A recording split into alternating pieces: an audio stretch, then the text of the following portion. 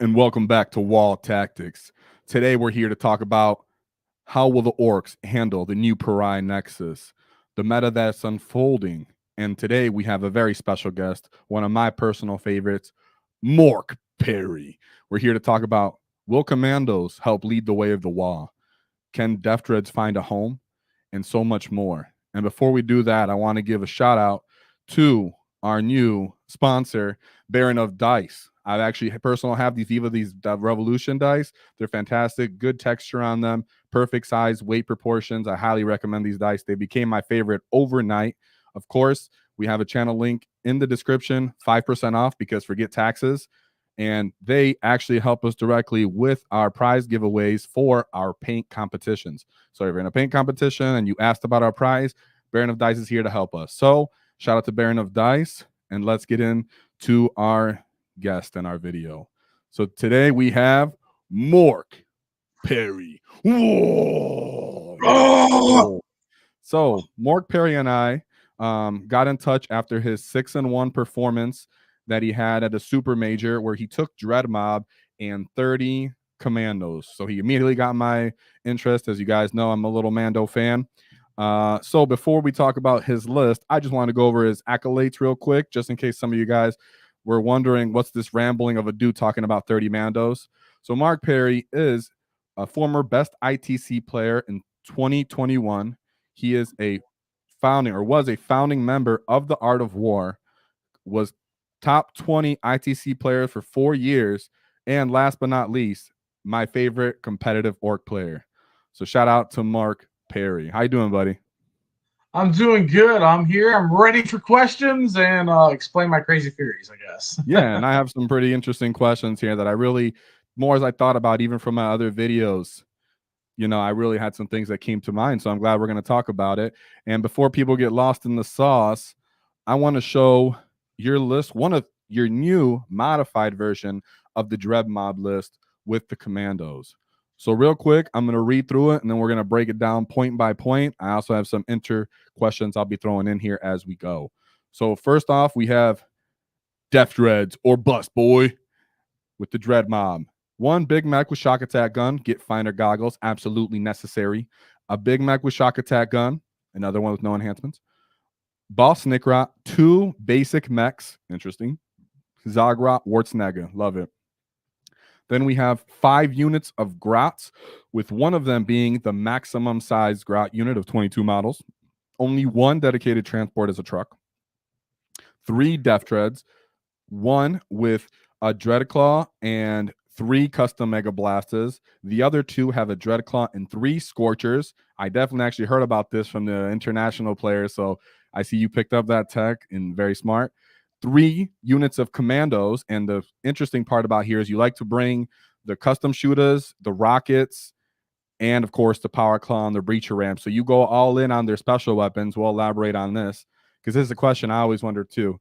Then we have 2 units of simply 5-man looters. I'm actually totally in favor of this, though I do like to see a 10-man on the Grit Finder, so we'll talk about that. 2 units of mechs, both with smasher guns. Then the interesting tech piece, you have 2 5-man units of knobs and a Storm Boy unit. So Mark, I'm just going to get right up to it. When you put the looters, why did you decide to make them only a 5-man unit instead of the big 10-man? So one is the terrain layouts are so angle-based where I never want to put down too much firepower down one lane where it's just overwhelming, where my opponent's like, I just walk to the side, this unit has to reposition. It's not getting a lot of value out. I want to keep it cheap at range, shooting down avenues. And if I lose a turn of shooting of it, that's fine. I can walk and advance it and get it in position where I can threaten down multiples next turn or chase you down. The 10-mans, I took a 10-man at Rocky Top because it was player place terrain. I always had a plunging fire ruin. And I'm like, cool, I only need one 10-man. It's going to get avenue to almost the entirety of the board, or at least all the midfields. And I was totally just chill with that. Like, you know, that's where I like the 10-man. The 5-mans I want to keep flexible because a lot of times I'm going to put them in rapid. I'm going to either rapid aggress them or just outflank them just inherently. Yeah. No one expects, you know, on your flank the house only have like 2 to 3 Deffdreads walk up on your flank, or like 2 Deffdreads and like a shock attack and buried, you know, with some looters behind the Deffdreads. Like a lot of that flexibility of starting them on board, starting them off board with those cheaper, smaller units. Does this take away from your chances of using them for Overwatch because they're such a smaller unit? Just kind of lacks the volume at that point? I mean, mathematically, yes.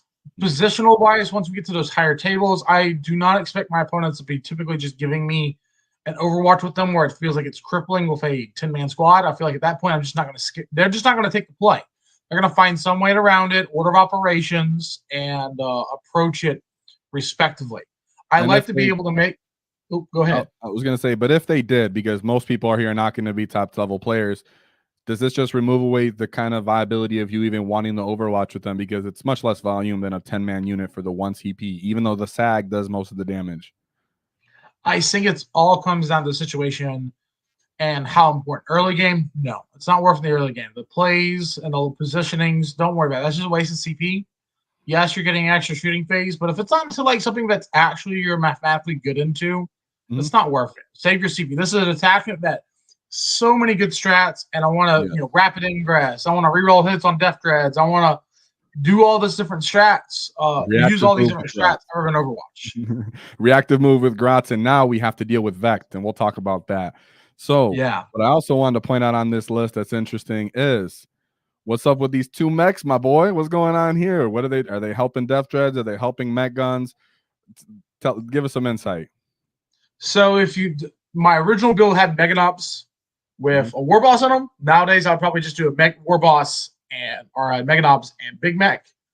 But I'm trying out this new Fury right here, and that's where this kind of flexibility spot comes into it. 2 mechs are allowed to join Nobs. That's a 150-point package for 5 Nobs and a mech. You can fix stuff when you get out of a transport, so you can drive around, do lots of different stuff. Fix your truck after you get out of it. You can move up. Get positions up on there. But also, more importantly, you give the Nobs mech keyword so they can choose lethal, sustained, or plus extra AP. The unit becomes, it's 150 points of those 6 models, and that's a very cheap package that, when they have, we know how powerful sustained hits are on Nobs. They don't have that War Boss, but they are 20 points cheaper. And then this Dread Mob list, where majority of your muscle and your power is coming through, is the Deffdreads and the shock attack guns and the combined Orm's firepower that this army brings. We're trying to focus on. I'm not trying to bring a power unit and just go over the top on people. I'm trying to sit there and just get jab, jab, jab.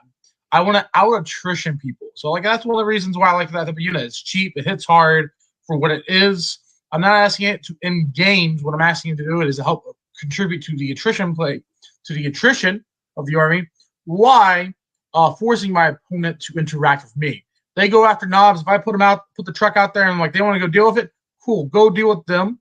But that means shock attack guns shooting you, mech guns are shooting you, Deffdreads are collapsing on you. Commandos that are camping a building can just walk sideways, support it, and vice versa. Everything over here is working very much along the lines of a chess positional game, where I'm trying to out attrition you with my unit count. And that's funny you use that word attrition, actually, because I say Orks is specifically one of those factions where you do have a controlled rate of attrition. That is our style of play because you're not exactly durable. And what's really appealing about this list is its combined arms factor, which is somewhat uncommon for Ork players, right? Usually you kind of deliberately ignore the whole shooting phase because you're like, waste of time, waste of effort, sometimes, some players to certain degrees. This is intentionally taking advantage of your Kommandos, custom shooters, your rockets, your scorchers. This is stuff that you actually end up needing more. So I believe in the meta where a lot of 10-man battle line type units will be everywhere to see. And last but not least, with this Zagrot Waaaghtaktiks. So you're convinced on the 22-man models in that, plus the 30 Kommandos that you have on your list here. So this is throwing forward roughly 53 bodies, So what's going on with this? So this unit is it's so hard to explain what this unit is possibly able to do without going on. I can go on hours and hours of combinations and situations of Game of Fury with Zagrot's unit and how you can use that. It is the best unit in this army. It is also, I think, one of the best units in Orks, period, for flexibility and strength plays. I know I've convinced Brad Chester officially on that after Rocky Top. Because we talked for our matchup here, and we're like, yeah, he's like, I don't have a way to deal with that unit. That unit will just go through me. I'm like, yeah, it will. And that's one of the reasons why I take it. But it also ultimate screens, it body blocks everything.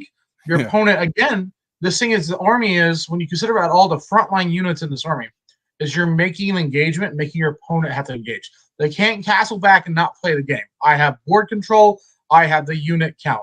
I'm going to force an attrition game, but on my terms. And I want to be able to make sure that this type of unit can do that. Zagrod in the mirror match, like he just goes for, all the basic bodies. He beats upon all the characters. He has a feel no pain. He's got those grots. He has +1 to hit, +1 to wound. So like he wounds all the other bosses on 2s, which is not common. Other war bosses don't wound other orc war bosses typically on 2s. If they're with knobs, they got -1 to wound. They're mega knobs, they're T6, etc. So this guy is very, very consistent. And he just got a lot of attacks. And AP2 is a great number hitting on 2s with +1 to hit. And the -1 to wound is really hard for a lot of people to deal with.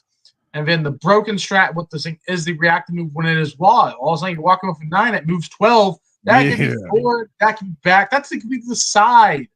And when you pop that defensive wall and they do that, then all of a sudden this unit goes 12 inches, advance and charge. It's, as soon as it has such a high opportunity cost.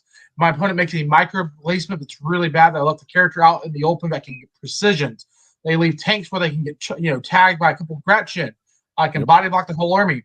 This unit has the highest opportunity cost in the army, possibly in the game, I think. Definitely in top 5 opportunity costs in the game because of its mobility, because of how fast it can position, take advantage of bad opponents with their bad positioning. Turn 1 in the deployments because they didn't respect the scout wall. Definitely with the 30 commandos on there.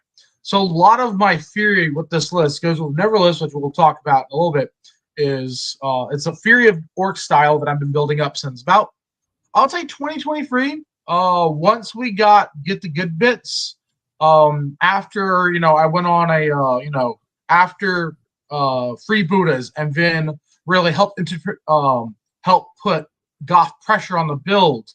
I won a lot of super majors on top of that, and then the only person I lost to was either Lennon or Siegler. And Siegler won the whole ITC during that time. So after that, and then I went a little bit of a can wall combo stuff with Gaz, and then we got good bits, and I'm like, what about this Goth box build? And a lot of this theory goes with that same. I've been working on it for solid 2-ish years now. And it goes with that. The Gretchen and Zagrod units are brand new to the Fury, but that goes in, I guess, with the next one. The questions is about the Kommandos. So before that, what I think is interesting that you brought up about their flexibility into tagging. Some people kind of, if you played 8th edition or other editions, how important tagging used to be, and how it kind of diminished early in this edition. Now in Nexus, where you cannot do actions now that you are tagged necessarily, that's a bigger deal. And so even though that might be overlooked, that's actually a huge factor.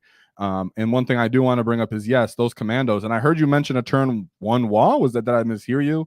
Is that a common factor? I mean, I can see the list design. Some people might see this and think that's automatically the praise, but walk us through the actual wall turn declaration and the Mandos at the same time, because I think this is a big synergy factor as to the pressure aspect and durability. Yeah.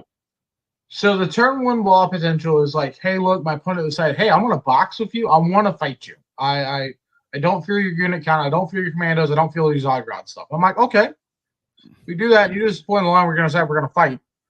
The commandos are going to be placed in a way where wherever they get placed at, if you charge them, I'm going to make sure that they're getting whoever charges them getting shot back at by Ludas, and any of our units. Are the knobs are reacting? Are the mech guns are reacting? Okay. Then our other, and the other of course commandos are supporting you back. And Zagrod units naturally support that. So you make up a board position where you have your commandos in a spot where everything's supporting everything in some form. You choose those ways. Don't spread yourself out too thin. Okay. Because what happens then is your opponent does pick on units and you cannot retaliate. The main thing is always, anytime you slap an orc, that orc is going to slap you back. If you cannot slap back as an Ork player, they slap a unit, and that's just disrespectful. We don't play that type of fight here. I'm going to slap you back. That's the fury behind us. I make sure that everything's always fighting back. And that's very much into our style of controlling rate of attrition, meaning I'm willing to give you this, but I'm getting this in return, and I'll take advantage of what I got. Exactly. That's good for new people to understand, because they look at other armies and they think, I have this elite brick that's going to walk forward and take multiple units down with it and walk through it. No, no, no. We're controlling what's going to die because we don't really expect much to live. Therefore, the follow-up is even more important, and that's what this list is really taking advantage of. So if you're looking at this list and kind of misunderstanding, try to understand that there is no one nuclear missile here. Everything is supporting each other with compound effects, whether the Grots are reactive moving to defend something, or if Zagrot is moving forward to tag something. That way that thing cannot gain position on the Deffdread and shoot a Deffdread with the las cannon. That's actually the kind of stacking effects here that's taking place. That when you're when he's imagining it, imagine where each thing is sitting so that it can respond, because that's what you're needing, and that's what really he's trying to emphasize on this list. And you called it, and we'll see when we go over the War Horde version of this that we do have. This is intentionally a box style wolf jail type of idea, but with orcs and infantry instead. One thing I do want to talk about is tell us. Oh, and before we talk about, tell us about Deffdreads. So do you turn one wall often? That's the one question I want to get clearly here. Not often. If me and you played 8 games, how often are you turn one walling? If it's me and you, we're probably doing it turn 1, because the rest of the game's gonna be solved by turn 2, turn 3. Okay, just say I'm playing a combined arms army, like Marines, Tyranids, something like that. It really comes down to, if I call it turn 1, it's because you made clear mistakes, I think, in deployment. You have let Kommandos get trades up on you immediately. You've allowed Zagrod's unit to literally go up there and say, I'm going to take this extra, 500-ish points of stuff. And I'm like, I'm going to immediately pick up 600 to 700 points of your army. I'm going to trap you in there. Like you said, I'm going to put that pressure build. I'm going to box, but I'm going to jail you up in your deployment zone where you're just not going to play the mission. I'll sack on all these. And like, if we trade 1 for 1 for points, or I get a slight edge, then also like the Deffdreads get to come in turn 2, and the Deffdreads don't need the wall to be effective in this detachment. And most times they don't need it also. But it allows me to get that forward position if I feel like I can just crack the castle. If you deploy defensively, you put a bunch of stuff in reserve, you're playing really safe, I'm not going to call it. But if you are choosing violence, and I look at the board state and I say, this is a situation where if I go first, I call wall, this game is probably going to be over with. And it also gives me that element where I get a bad matchup, and I'm like, I got a coin flip. If I go first, call wall, and put all this in your deployment zone, I have the pace. My army is going to do what it does naturally, and I'm going to tank your primary and secondary score. That's also always a nice thing to do on when you get a bad matchup combined with a bad mission. And not too often. I think I've done it like once, but I have heavily thought about when and the type of scenarios I want to do it. Okay. So it's not necessarily even a turn 1 wall, even with this much infiltration and scouting. That's actually a good factor to bring up, because I think some people might look at this and assume that's what's happening. But for the next tech piece, tell me about Deffdreads. I will say that as I've gone through more Dreadwall play, I think you're convincing me as I'm starting to see the weaknesses and the strength that a Deffdread can bring. So talk to me. I know a lot of people in the community, some of you gets are raising your hands like, I knew it. Okay, you knew it. What's good? Perry, tell me what's up. So I've been working on the Deffdread theory of how to play with this type of strategy since last edition. There's a couple Art of War games where you can see the earlier Goth box builds after I took it to an RTT and a GT. I won the RTT. I think I went undefeated at the GT, but I got second because a lot of players with the Deffdreads, and that was in the span of a month, and that was January of last year. And I was like, this is a legit strategy. Like, this is as I kept developing it and figuring it out more, I'm like, these units are very good on the flanks. I'm always outflanking them. They're great targets for rapid ingress. It's a strategy that typically Ork players or just Ork list cannot take advantage of, but it's one of the most powerful abilities in the game because of how much information you have on your opponent. You get to place models, and then you're going to move again. So it's like 2 movement phases before your opponent's next turn. And with the triple scorches, the one that's exclusive to Dread Mob is the one with the custom Mega Blastas, the triple scorches, and 2 Dread Claws. They allow to go on the flanks. Orks typically, and you mentioned it, they have problems on these flank battles because skirmish units and Ork units typically trade very effectively. We got T-shirt saves. Yeah, we have T5. It helps out. But as soon as they start having something of a higher strength, grenades, some AP and melee, we trade bodies. We do not pick up those units for free. Okay, so if I put commandos on flank positions that control the board immediately, and they go after those units, I really don't want to have to chase another unit of commandos over there to go help immediately if it's a skirmish unit. So what I get to do is you get them in with these Deffdreads, they can scorch you, pick up any hypnotize. That's free D6, strength 5, AP1 torrent, ignore cover. It's great for Overwatch.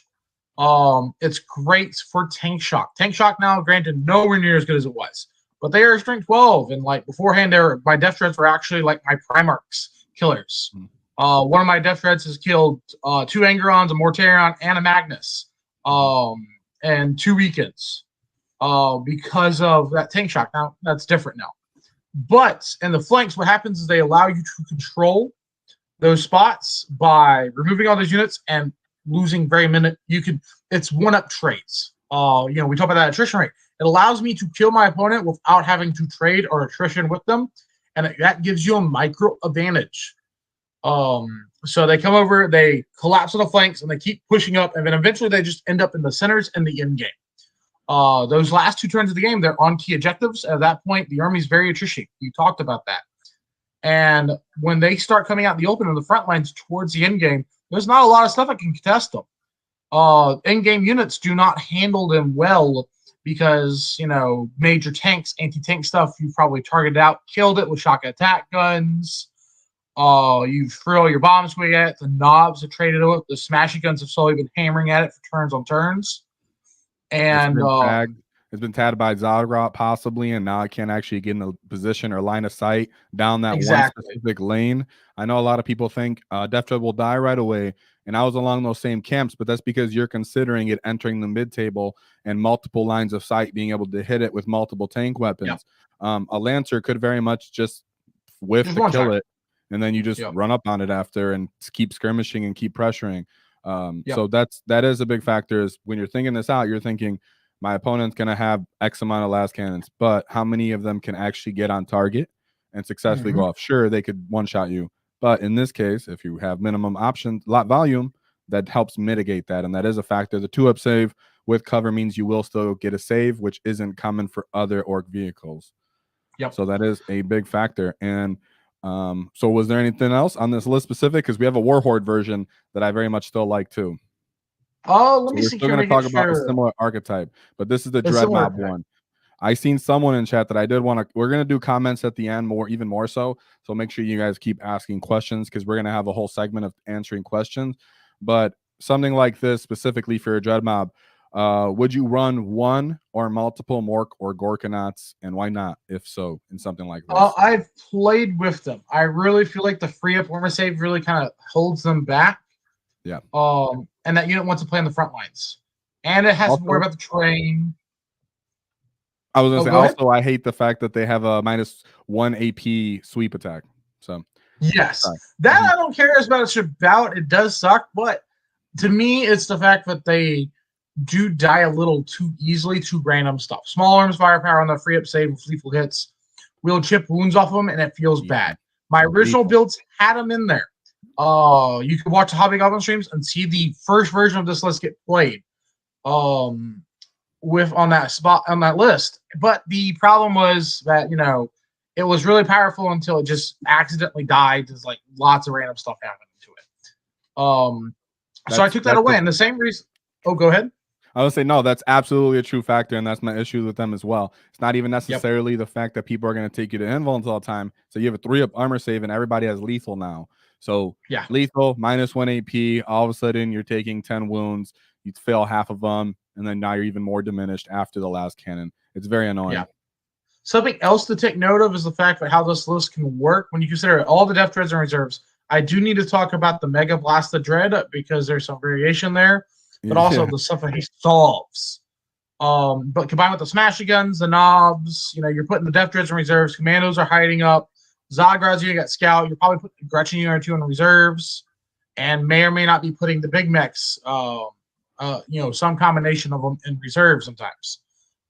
This without the Deffdread, this army is very, very small when it wants to concentrate its footprint. It can hide in those ruins. It cannot get shot at turn one. It's amazing when you have a shooting army that is also has great melee potential and board control that cannot be shot at turn one. You can gain a lot of flexibility in your movement phases for that. And that means you're just gonna hit them first, like right, suddenly, if you're gonna have to force and run at the board up me. I already have coming with the board control.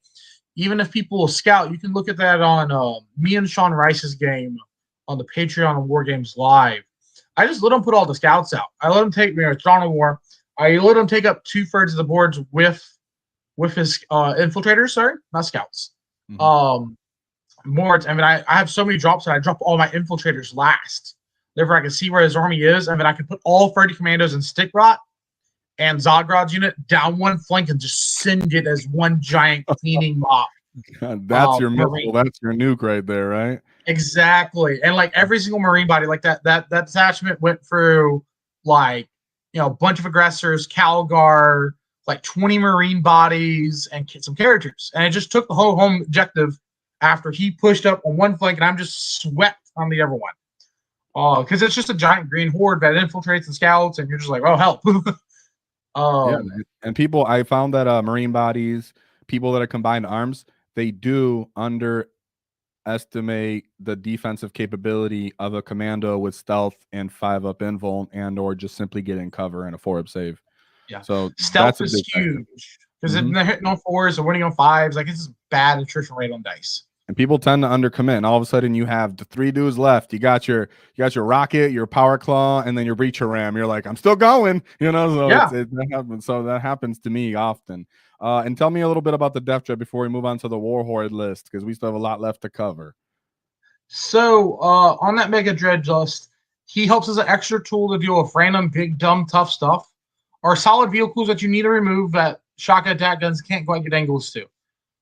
He doesn't have to worry about dying. I almost lost the game. I needed to fire him, and he gave my opponent because he died, exploded, and killed another Deffdread. And I didn't need to shoot him. I was just stupid. So his return, you need to know when to pull the trigger on this guy. That is 9 shots with sustains, full rerolls.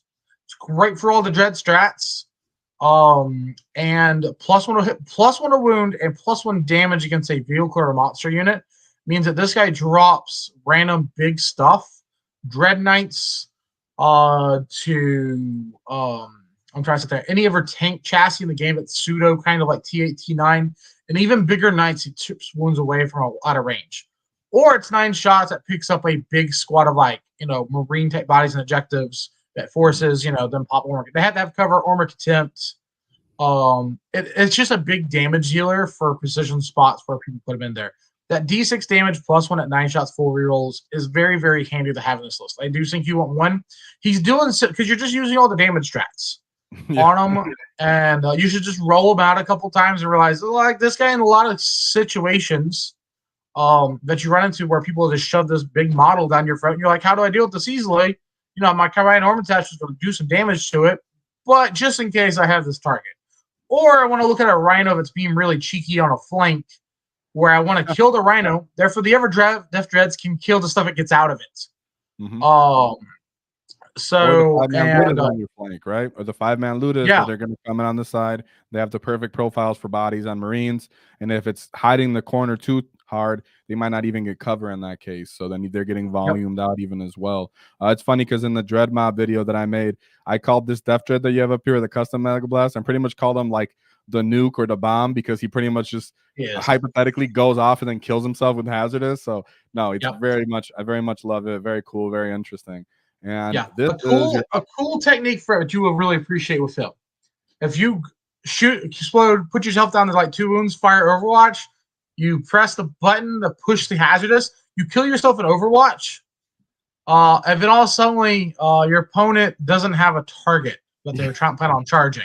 I've heard So about I'll this use them as like before. they're gonna leapfrog off of them. Like, okay, cool. You're not getting that design. I'm gonna try to kill myself. You know, this was brought up when Captain Badrook could do this to your truck or something, and people would make Yep. that same joke. But this is actually more likely because you're just it's so much volume and hazardous that you're like, no, I'm dying here. Don't worry, bro. Bah. Yeah. But this is your updated Dread Mob list after your 6-in-1 placing. I love it. I'm definitely gonna try more Deffdreads. I might be biased because I have a bunch of them, and I'm into Dread Mob, and we'll talk about Dread Mob versus Warhorde after we review your Warhorde list. So now we have your Warhorde list with a similar, what we're calling the archetype, the MORK Parry archetype is what I want to call it. But it's War Box for Warhorde, right? We have 2 beast bosses on foot, one with Edwapa's Kill Choppa and one with Cunning But Brutal. A boss Snikra, a Death Killer Wartrike with Super Cyborg Body, Zagra Wartsnag again, 2 Snaggers, of course, 1 basic boy unit, love that. 2 Deffdreads this time instead of 3 because you don't have the custom Mega Blaster one. 22 Grots still. Only 2 additional Grots because they're not battle line in this detachment. Then you have 2 Kill Rigs, which I know is catching people as a sleeper unit. We covered it a couple weeks ago where someone also went 4-1 at an event with Kill Rigs. Totally slept on the data sheet, but we'll get into that. 2 units of Kommandos again. Of course, you still bring the burner, the custom shooter, the rocket, the breacher ram, the power claw, ongoing in, all the special weapons, squigs, distraction ground, all that. And then 1 unit of Warbikers, which I think is very much worth it because the one thing you don't want is your Death Killer Wartrike taking a straight Lancer last cannon to the face and then having to just take it on a Steel No Pain. You definitely want a Blade of Wounds. You definitely want stuff to absorb some of that damage. So as for this list, if I'm going to just go over the parts that we can obviously consensus on, beast bosses, very obviously very useful, really needed in the meta going forward. War bosses taking that hit on the FAQ was annoying. They can't disembark well anymore. And even then, you don't have battle line, trucks, but I'm bringing that up as a factor.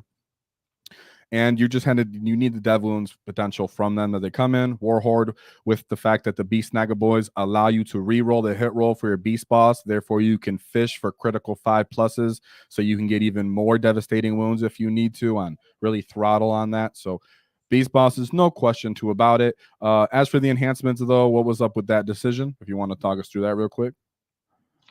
So really on that decision, trying to sit there and say words. I am drawing a half second of blank. I'm just like, farmer life is telling me, I'm like, oh, it's 9 o'clock. You should go to bed. I'm like, oh no. Can you repeat that one more time? Let me re-rack my head. Pretty much talk us through the enhancement selection on your beast bosses. So, Cunning But Brutal, one, I'd like to be able to fall back and so forth. It's it's very, very it's very slept on, I think. Because what you can do is you can send that Beast Snagga boy and boss, you go beat up on a random tank on a flank where your opponents either overplaced them over there and stuff could not retaliate back. And you don't have to worry about killing it to then continue pressuring down that flank. Or in that war boss when you get stuck in there and he's like, fall back, charge somewhere else. It's just a very, very good enhancement. Fall back and charge is a good ability if you're playing close combat. Headwalpa Skill Choppa, dev wounds all the time. Again, sometimes you get stuck in there and one guy falls back, the other guy, he doesn't need the dev wounds. He has it all the time. Yeah. I don't need to make the charge. And then Cyborg Body on enhancement. That unit there is so good and very slept on. You see it every once in a while in events, but you don't see it as much as I think we should, probably in Warhorde builds. Yeah. Because a lot of people, he goes with that Deffdread line, is like, oh my god, he dies. Don't put him on the front line. Use him as a flanker. Use him to clear trash. Use him to attack your opponent in awkward positions where they can't deal with him well. Focus on that board control aspect of like, I'm gonna beat you up, but I'm gonna punch everyone. I'm gonna punch this guy. I'm gonna punch this guy, and this guy over here, man, that's a great spot for a really tough, awkward, body to go, power claw. It's a Snagga claw, I think, actually on him. And then with that 18-inch movement allows him to react. It also goes well with the 18-inch movement. Advanced charge again. It goes with that. This is the same fury built up with it. I've been playing the Deffdreads. the Commando Zagrod, that same core and that same fury of board control. He supports that so well because if you beat up any of those units and you charge them, he can charge you right back. Yeah, he filled the gap pretty much immediately after, right? Exactly. And with him, with the Warbikers, sometimes I join them together. In matchups where he's really important, I'm going to get a lot of mileage out of his damage output across 5 turns or 4 turns. He joins the Warbikers. But when I can beat up my opponent on 2 flanks, and I need to screen out both flanks, push up, and so forth, I put Warbikers on one, the War Track on the other, and they just go up, continue pressuring both things. My job is this, eventually end up on your home objective. I do think, sorry, that this goes into the factor of controlling people's lines of fire and angles of attack on you as the Ork player, right?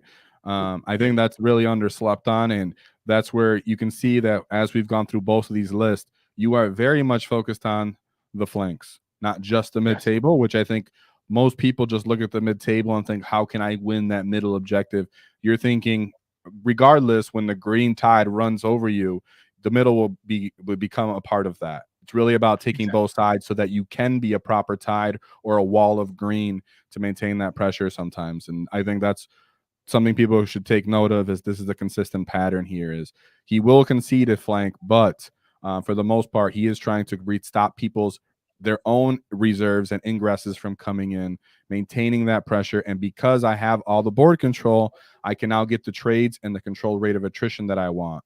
That's really what this all goes in tandem. So keep that in mind as we go forward, because these are very off the wall, off meta lists that you're not going to see and be familiar with. But we've seen trickles of all of these tech pieces before, but Perry's now bringing them to a grand total. And going forward in Nexus, we need these ideas. We need these things to flow, because if you're simply thinking, I'm going to run trucks, run at you, disembark and hit, it's just not going to work that way anymore. Everybody's very hip to what Orks want to do. Everybody's hip to the mid game of infiltration and scout. And some of our hard matchups even have that. And we'll go into that too, because after we review these lists, we're going to I have some deeper and heavier questions for Perry as we go into this, so we can get the final squeeze juice out of that Ork farmer brain real quick. So something. Oh, go ahead. No, there's you. Something that I don't know if we talked about on stream or before the stream. That we said is typically it's very easy, and this is a wargaming period. This is in all games. It's just because you can do something doesn't mean you need to do it. A lot of times when overextending or pressure meshes, I'm controlling the flanks. I don't have to have units in the middle of the board to control the mid board. Those kill rigs, by being central enough, my army being central, on those flanks, if my opponent goes down the center, like right here, and I'm here and here, I can just do this, and I control the center. They go up there, take it, but I'm going to take it back from them. I control it by existing and being able to walk that direction. I don't need models and units to be on the center to control the center. I see that's something that a lot of times Ork players just like, we're going to control the center, go straight down there. For sure. Most of the time, honestly, majority of the time, it just works. People just, do that. Most of the time, I'm like, I control the center. They don't know it that you control the center in deployment. Orks already win the center board by literally placing models close enough that they can walk up there, run up there. You are already existing it. So even like that chest spot where you're like, I don't control the spot because I have a model there. I control that position because I'm attacking it. Because I have threats, I can immediately go there and remove anything you put there. And for like Orks, they do that very well. So if you can control the flanks and you can keep them and say, fight me down the center, that's where we want to be anyway. We're already controlling it. We're going to go do it. You're playing in our game. And most of my losses on the higher levels of my experience is because I lost flanks. I lost because my opponents got to make the board state more complicated in their advantage. I want to make the board state control the flanks to simplify the board. Therefore, it doesn't get messy and complicated. I want to fight everywhere, and by making sure that I'm going to win the fights in the flanks, because if I'm controlling the center, then I can just walk. I can walk from the center over there, but it's harder to get to those flank positions because it's all about positioning. And tell me about these kill rigs, because this is a big factor of positioning. Explain to the layman, because they've watched several other tier list videos of people with bigger hats than me, and they go, shut up, Eddie, about kill rigs. You are stuck in 9th edition or whatever it may be. You know, I always say that they're a great multi-purpose data sheet that participates in every phase of the game to a certain extent, and that's where they gain their value, not because they're just some big tough chassis or big punching hard factor or shooting platform.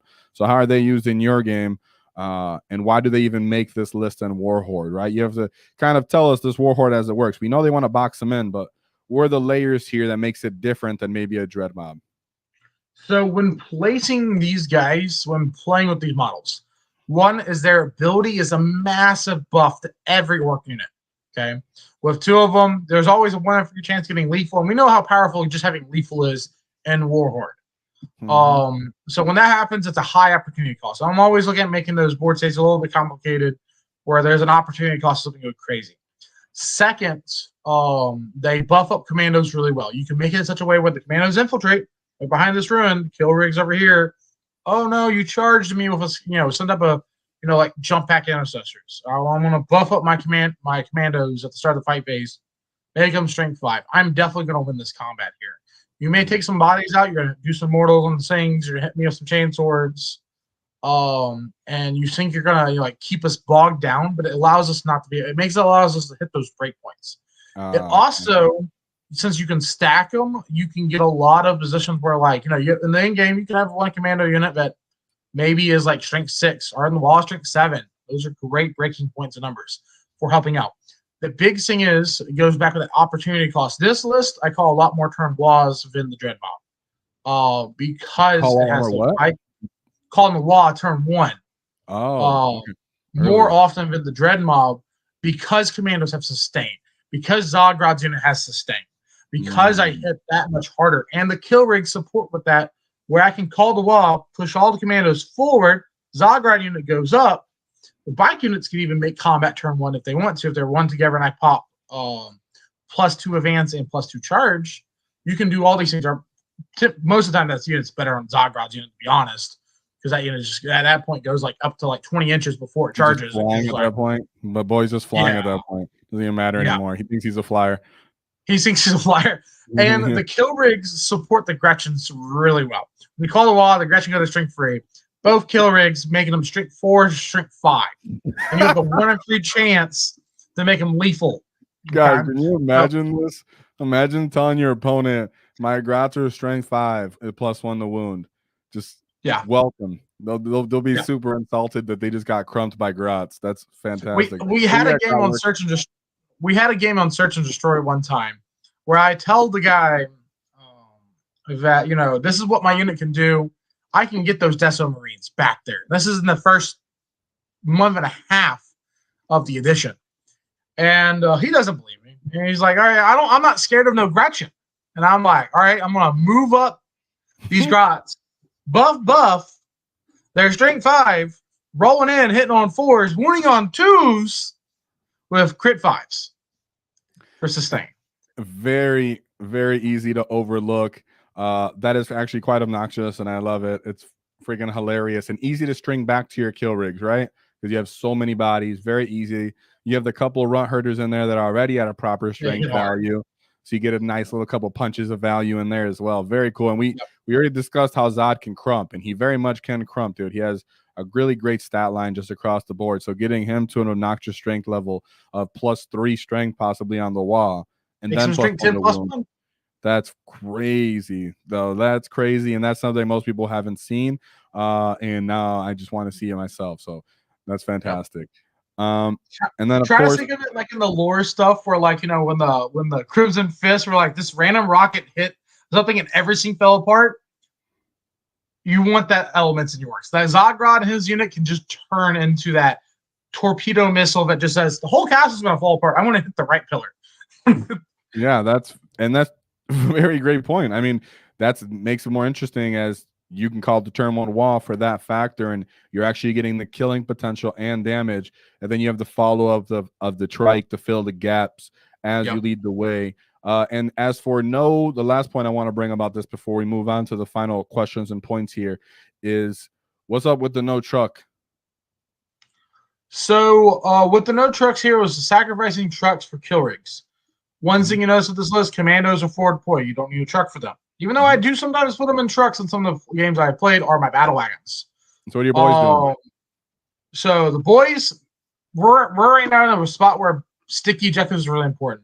They're moving up, trying to sticky objectives. I'm deploying them aggressively, but making up the deal with them. And I want you to put some guns into them. I want you to kill them down to a couple dudes. And then they can go around sticky objectives. Oh no, they took firepower off of our units because you're like, I don't want you to have sticky objectives. Orc units are awkward. I want you to split shots. I don't want you to hyper focus down a unit. I love getting down to a couple models per unit because at that point Orcs are just all gas. Every unit is like, I got nub, I got some special weapon, and I don't need all those extra bodies. And at that point, you're not taking away the important sergeants, the knobs, the characters out of those units.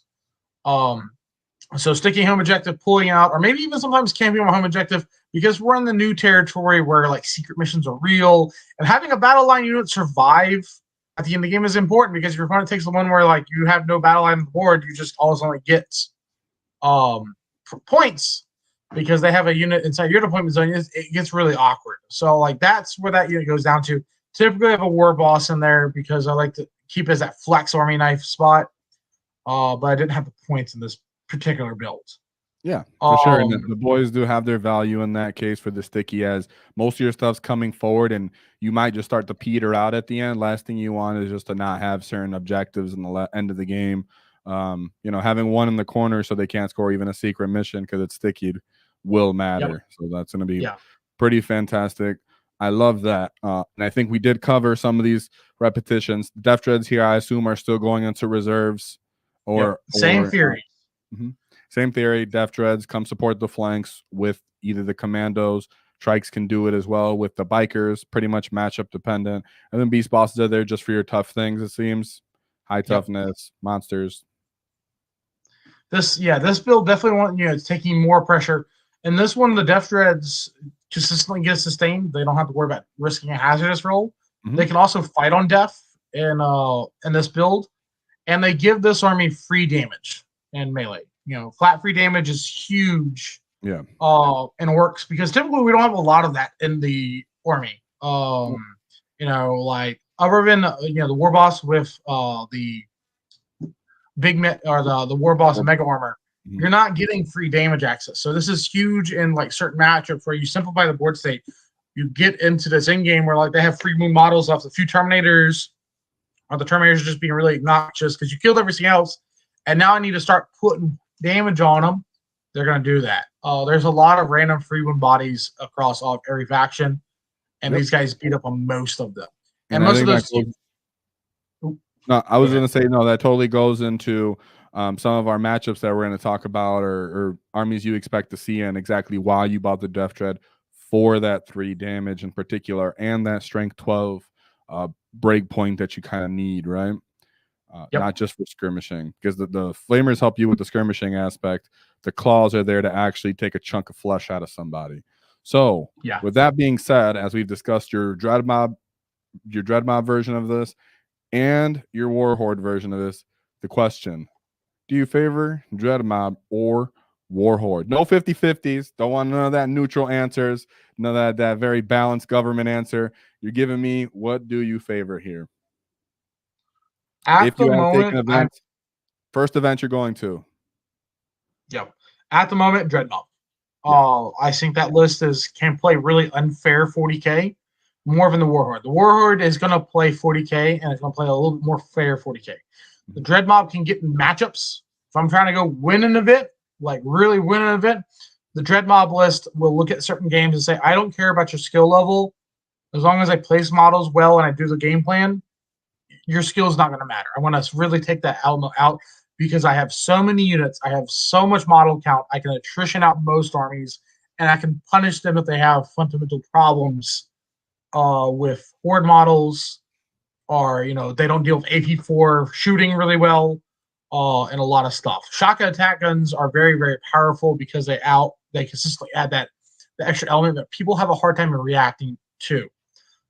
Gretchen also is battle line. With these new missions, they're a lot safer. We know what we're doing. We have a reactive move. There's a lot more unfair advantages in Dread Mob. My biggest thing for running out Dread Mob is one of the reasons I didn't take. I was playing my Bullies first, and my Bullies also had Brady Kommandos. I took that to one team event, and and did a great run over there. But I had to figure out what does the orc list look like? How are they playing? How does the mission dice up?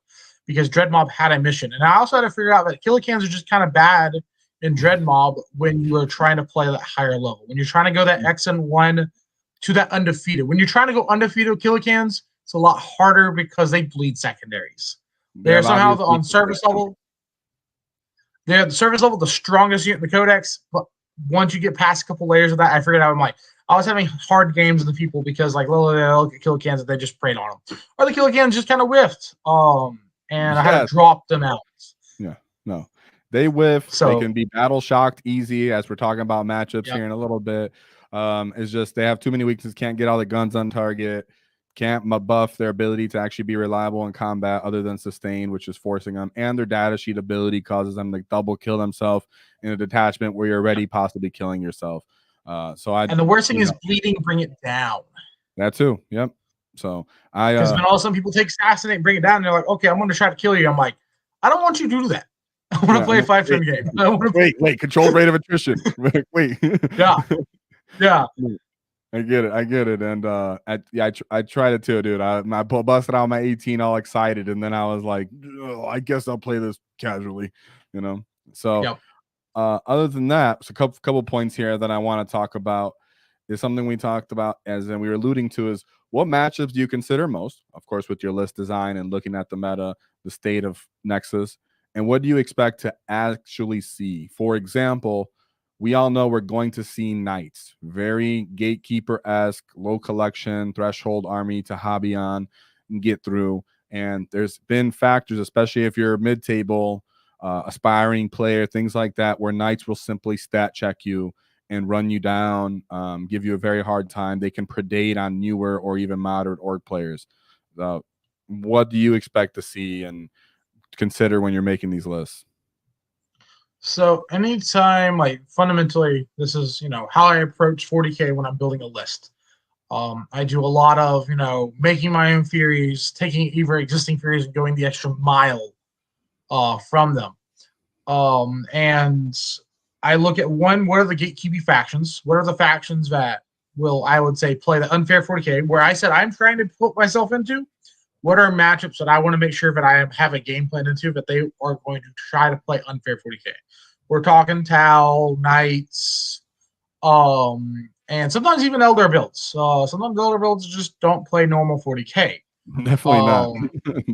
Yeah. And so I look at those unfair matchups that are trying to play unfair 40K, and I make sure that, one, I have a counterbalance, I have a game plan into them, where I'm, 10 out of 10 games, I'm probably playing this line, one or two of these lines, based on the mission, setup, etc. I want to be able to have an advantage into them where I can make the game back to fair 40K, or even lean into my unfair 40K spot. Those typically go to those factions. Once we get to, I'm always expecting to play some type of good technical Marine players that are just inherently good at 40K. They only play Marines. They're never impressive, but they're never they're always dangerous, because that's just, Marines do a little bit of everything. So you have to really take that combined orb detachments. And as an orc player, I also believe that combines orc detachment. So it works really well for me in those matchups, because I'm going to throw every single slug at you. I'm going to do everything. I'm going to throw the whole brick house on you of all my random war gear to take advantage of those technical matchups. So I'm not typically too worried about those. I kind of expect to play with those, and that's where I want to build that unfair advantage. So if I can lean harder. What do I expect to see? For me, a lot of times, I expect to see a lot more melee armies. I want to make sure that I can win at melee games. So I expect to go to events, and I'm probably going to play one or two very melee-centric armies, from Orks, World Eaters, Chaos Space Marines, Marine builds. Yep. And I really want to make sure that I win those games. And a lot of winning those games are actually not as much as in the list building process. It's actually practicing your deployment. Something that when I really take an event seriously, Most events I don't do this. Most time I go to a GT nowadays, really, since I've kind of like more or less retired from pro 40K. I just chill out, go to it. But I sat there and said, I really want to have the urge. I will practice deployments with orcs, more of an enemy faction. Because if we mess up our opening, we lose momentum, and we just feel like if we don't start the game off with an advantage in deployments, it feels like we're trying to dig ourselves a hole. We don't want to dig ourselves a hole. We want to like throw our people into a hole. As an archetype. So I'm trying to make sure that I can practice those model placements, that I have those screens. I'm making sure that my Gretchen are pushing far enough in advance of my units where they don't just shoot them away and then charge me. I want to make sure that, I have 1, 2, 3 units of layers of Gretchen or of screens and commandos also fill that role really well. Where as I'm pushing those melee matchups, I'm practicing that deployments in those first 2 turns where they're going to hit my army and they're just going to remove trash, and my main part of my army is going to react to it, both taking on a tactical more position.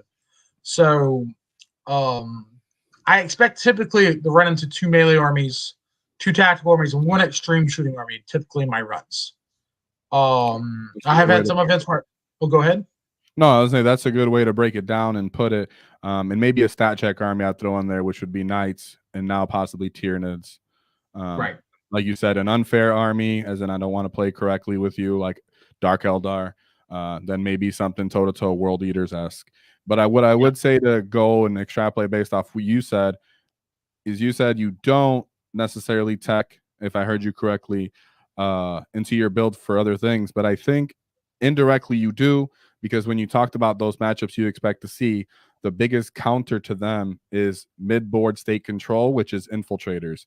To stop World Eaters, even if you did mess up your deployment a bit, would be infiltrators for their scouting. For what we see is the Gene Stealer bomb that's going to come in and start tagging touching everybody.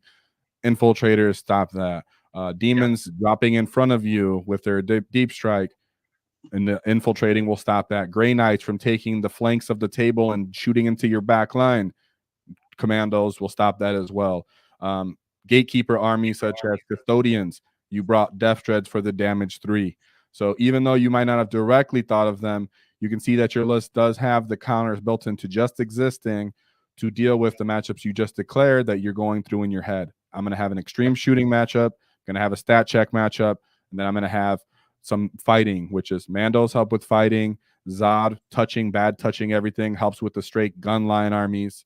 And then damage flat 3 helps for those gatekeeper armies, because now you have a Deffdread that can maybe punch a baby knight, maybe punch a custode off the table. So you can see that maybe you weren't because you're so high level, but as me looking at it from second point of view is you didn't consciously deliberate into those matchups, but in the case you did, you have all the tools for them.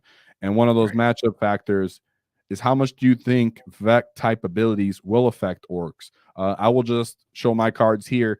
This is one of those factors as to why I lean slightly more towards Dreadmob than Warhorde, because you are now going to be proccing that into certain matchups where you will not avoid to it. I understand that in some matchups they're weak. An assassin can be killed. I heard the Art of War guys even say, "Oh, I'll just charge it." Well, I assume my enemy is competent and can screen, can pre-measure, can understand that my wall is only 1 turn.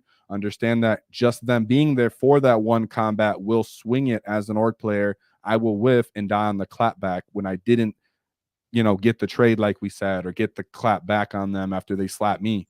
So how much do you think Vex will matter here, and does that affect why you pick Dreadmob? It can in a way. I think one of the biggest things is for how I do it with those abilities is one, you typically have one, it's a 24-inch bubble from 1 model. So what I needed to do is make sure that, hey, look, that 1 guy isn't even, I'm not planning on fighting over there if my stratagems are that important. Another thing to do it is a common way to actually remove them. The Caluxus Assassin or Caladius Assassin, easy for this list to deal with.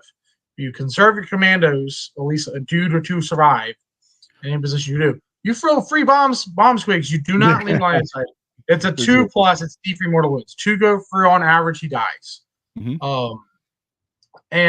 So with 3 of them, you have easy access to that. I also typically try not to make sure that if they're in a spot, I'll ignore it. If I feel like it's that important, like that interrupt's going to be over there, it's going to be like I need interrupt over there. Let's just not put myself in that position. let's not put me in a spot. This is on more of a fundamental level where Vect is that crippling.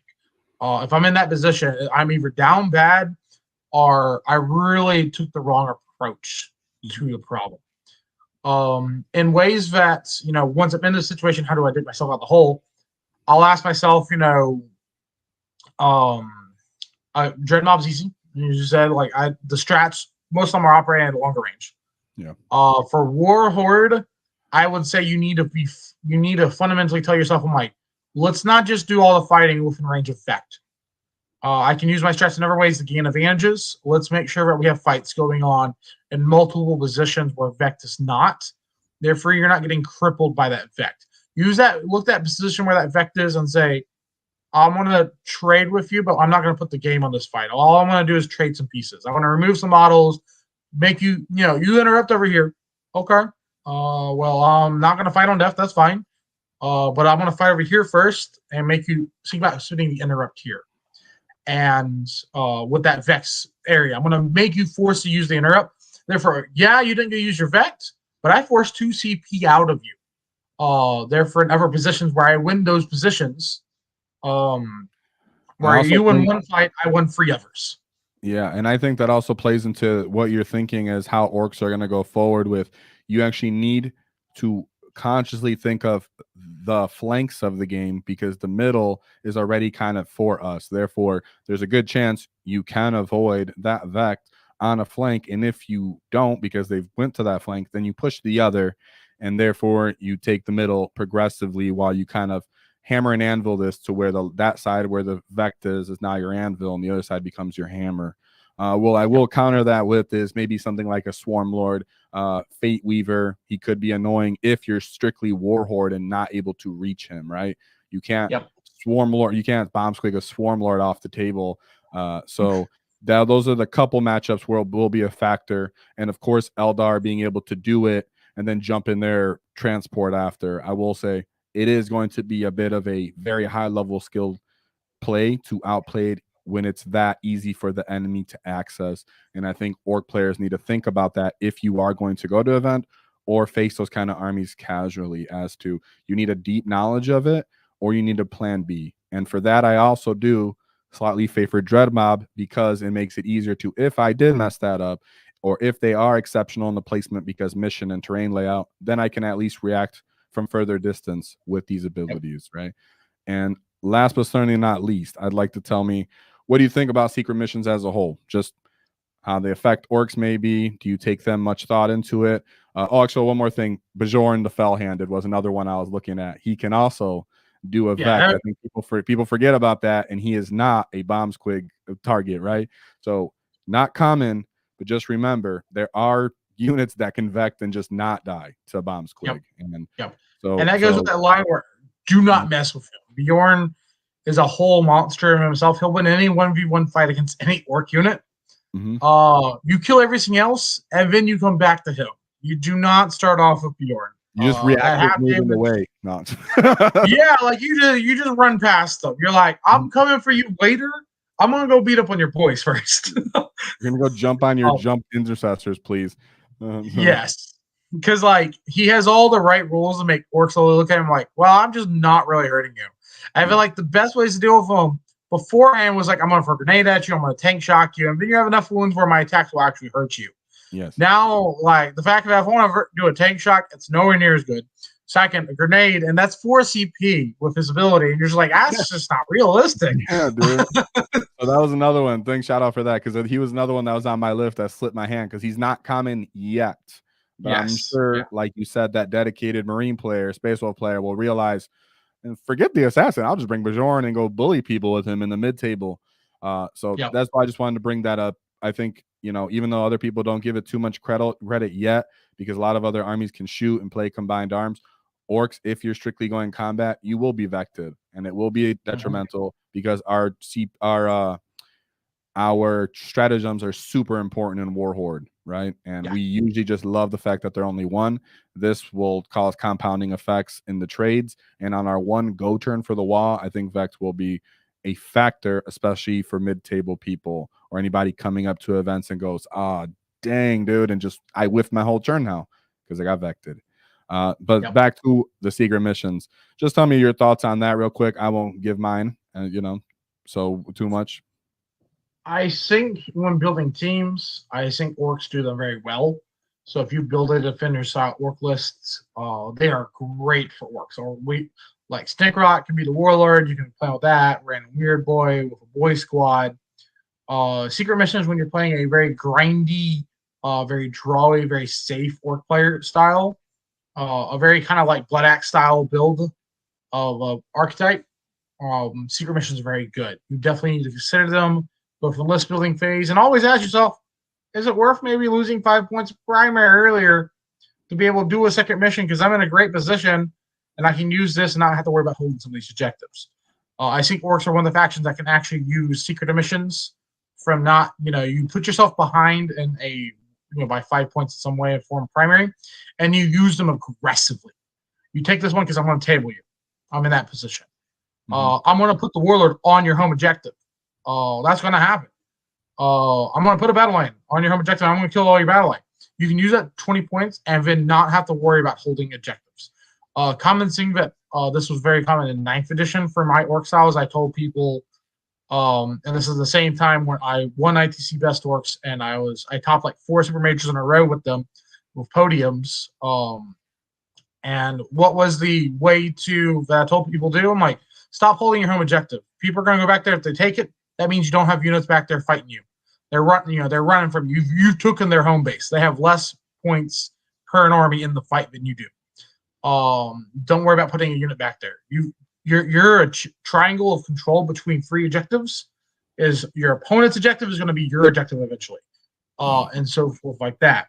And so like this gives more options for that fury of play, versus our Leviathan missions. Really, you have to have your hold on your objective. You got to do this. This will give more options away for ideas of different ways to play orcs, where they're using secret missions really proactively. And if they don't have to, because they're playing that style of archetype, they probably just kill their opponent inherently. They're going to win by just straight missions anyway, because you're looking at the position like the game's already over by turn 2, possibly turn 3. And those type of archetypes, when you're trying to play that pressure, choke out, suppress build, these favor those really well when you can when you look at matchups for like Marines, where they really don't. If they trade their scouts in the first 2 turns because they need those screens, then you're like, okay, well, now you're trapped in a box, and we're going to I'm going to throw green models. I'm going to throw a bunch of green muscle at you, and we're going to trade models. And we're going to simplify it to me having a few war bosses left at the end of this game, but I think it's really safe, and you're going to be tabled. Those type of lines. I would add the caveat that your archetype, the MORK pair archetype with the Kommandos, or any sort of pressure, does that significantly better than something like typical war horde, to where they will run out of momentum and kind of die off, and then not have the mobility, flexibility for the board control, nor the ability to stop other armies from redeploying, ingressing in on them, deep striking as much.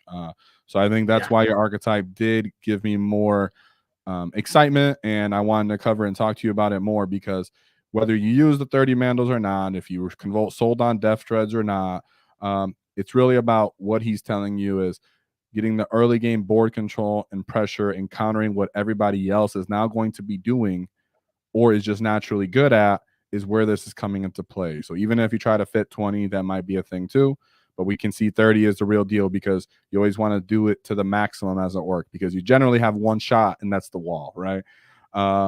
So what I will say is that's it for my little banner questions. But as for this, we're going to do your last thoughts on Nexus and the state of the WAAAGH. Then we'll answer some comments from the chat. So get your questions in real quick, because, I'll close them out on that. And then we'll give you your plug to end this out. So last thoughts on the Nexus and the state of the WAAAGH. Nexus, I think, is great for us. I think the new secondaries naturally flow up with us really well. And we, on top of that, like, everyone else is telling them, like, hey, look, go play the mission more, because those points are not as high scaling. Like you said, when we run out of steam in those later parts of the game, those late game points are not going to be as high as they used to be. There's no capturing outpost. 5s are not really in the game for a single card for the most part. they're not common. So like, you know, that's only better for the already established lines of play for orcs at the moment. And be honest, like our matchups, I think we're still really good right now placing the things. Like, yes, I really hate that Megadobs got hit both times. Yeah. Because that's one of my favorite models in the game because I use the brutes and I have a bunch of conversions. Me too. Because like I grew up as a kid that like you know you used to read those old White Dwarf where like everyone scratch built their Megadobs. I'm like I want to do that. Mm-hmm. And I want to try something to say. The styles of play for the factions in there, I think we're going to be typically pretty fine for our generic gameplay. I think certain matchups, like probably like Death Guard, got worse because like without having some of those extra tougher bodies, they have no problem picking us up. Luckily, Deffdreads, I have answers for them ourselves with a mainstream meta and how people are typically going to play them is going to be it's going to be harder on those mid-table players. Like for all you guys that are playing Death Guard, I think your life is going to get harder that are watching this. You're like, I'm a positive player. I'm a 3-1. Sometimes a 4-1 or 3-2. Your life is going to get harder for the Death Guard matchup. Because now they're going to be told to be more proactive. You don't have dumb funeral pains or high toughness models that have 2 formers that help carry you through those matchups. Where you're okay with fight first. You have to focus a lot more on its technical skills. Yep. Sisters got heavily nerfed. I do not fully understand where they're at. That's a matchup, but I was always worried about Orks as a whole because they are very good about punishing our either bad moves, but also they can get in these weird spots where they can tag us and hit us out of nowhere, and it's hard for us to retaliate back to it. They can get our backfields with Deep Strike, Rapid Ingress. Their sisters have all kind of crazy plays. The Repentia and the Whippy Archetypes are awkward data sheets for us to deal with. And cheap where they're getting their flesh and we're not trading well with them with a snaggy unit, for example. Exactly. And Knights being back on the table. That's an awkward spot for us. Like, I think Knights are one of those things that tells you, I'm like, if you don't have one gameplay in the second, the tools to be able to handle them, they are very, very hard to deal with. I had one time where, like, during the beginning of the edition, I was playing Orks, and I was going through Knights like no problem. My natural play style, so forth. I went like 7 or 8 games where I 18 to 20-0'd them all. And then, like at ATC last year, we're like, okay, well, I'm prepared for more of the GSC matchup and more of the Elder matchup. And I'm like, well, I'm about to drop a bunch more points. And beginning of edition, still figuring out, so you can do a squeak buggy engine. And how do you feel about your night match? I'm like, fundamentally, all right. I think it's kind of coin flip, and it happened. I played Ray Amada in the final round over there, and I'm like, the squeak buggies do not do anything nights. Like, I need that extra 500 points down. Really puts me in a bad spot. Where I just could not go over the top of them where all the other times. I just did not put that together in my full head, understand how bad it was. And at that moment, I'm making sure always having tools built in for that. I still think it can be rough, man, because beast bosses aren't really killing them straight outright. Squigs were a factor where you could one-shot them and really pull them out down in one go. We lacked that. And move blocking was a big deal where, I would use a Mando unit or something to just straight up move block them as I staged up on them and then got my punch in, went through the terrain so I couldn't be overwatched or whatever it may be. And now it's just, they're going to be able to kind of pressure you if they realize you don't have the threats to one-shot them. Yep. Right? Zogrod and his unit, very good answer for big knights. Because Gretchen, all that unit is wounding them on 5s. That's hilarious. They only have 3 saves on most of them, so like they do not take that well. Like we said, you can get them up to obnoxious strength with +1 to wound. That's hilarious. So you don't even need the +1 strength in that position. No, you can be strength 2, strength 3. I mean, for the little knights, if you tag multiple, then my different strength +1 to wound then does matter a little bit. So it's just kind of funny for your Waaaghtaktiks to wound them on 2s, right? The little baby knights and stuff. That'd be hilarious. Yeah. So, well, and one thing I almost kind of lost in the train of thought, but I would say for the secret missions, where You know what? Actually, I'll leave that as B. I think we covered that secret mission aspect enough of that. We'll just see it as it unravels. But the mid-table presence really helps offset all of those things, in my opinion. And the fact that secondaries are harder to score, but someone could still score a secret mission on you. Let's say a Grey Knight player or a Necron player who will play back, or Eldar player, and they'll actually kind of try to withstand the wall and kill a couple things and then jump to your backfield and shoot your grots away and get that secret mission. Well, you could still very much win that game because you board controlled so well that they didn't score secondaries. And then that offsets the very close scoring that we're going to see and we have been seeing in Nexus. So when the close scoring state comes to be the factor and the determining factor, because you can't stop a secret mission from one of these janky armies, then the fact that the whole game you denied secondary will become the factor and hopefully pull you in the lead. And that's my kind of point of view on that. If we were going to take secret missions or try to counter them, right, is board control, stop their secondaries while you're keeping primary. They might get primary back, but how much you scored in the secondary should offset theirs, and then you should still win. And that's what you kind of want to be thinking for at least those janky handful of matchups. Dark Eldar, stuff like that. Dark Eldar is kind of annoying. So overall, you think Orks are pretty good. I think we're doing good. I really think your archetype might take off here. I'm definitely going to give it a shot. I definitely tried with Mac Killicans because they're beautiful, but it just didn't work. So I'll give my Deffdreads, I'll dust them off. You know what I'm saying? Get them ready to go. So yeah, as for this, any last thoughts on the state of the wall? Orks feeling good? Dread Mob is the boys, right? Dread Mobs is boys, like flipping, go in there if you want that. If you want to push yourself with skill wise and say, hey, look, do I win this game? Buy yourself a skill or abilities. Dread Mob will help push those abilities because you're gonna realize you missed a lot of opportunities for plays. If you're good at re-looking back at games and replaying in your head, you're like, I could have done that so much better. Literally happened to me this weekend with Dread Mob, where I friggin' got beat up by the cultists, and I was like, you know what, I lost, but I did make a lot of plays that now in hindsight I could have made, and I didn't feel that bad about the loss once I sat on it a little more, right? Not one of those things where you don't have anything to do. So real quick, now we're going to go over some of the chats. Perry, if you see any that you want to call out, go ahead and read them too. I'll just start from top to bottom, and we'll see what everybody's got to say. I think we should give the chat a proper wall for how many people were giving walls in the chat while we were waiting with the audio issues, right? Something people are just talking about right now is Stampas. How do you feel about Stampas? I just want to talk to you because I've stated how I feel about him. Just you, what's up? I don't know the Stampa. It's one of those things I just want to have for display boards. Like, all right, guys, this is over. Forget Perry. No, I'm just kidding. Just kidding.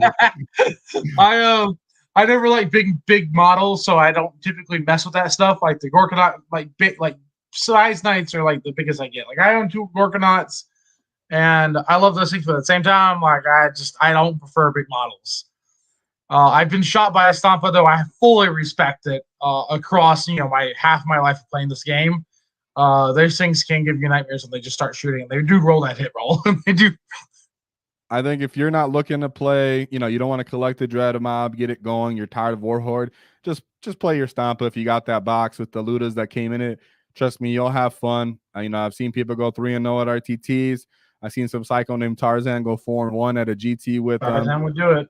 So, I mean, the output is outrageous. Double Stampa, here we go. I got 2 here because my boy let me borrow one. Shout out to Kevin.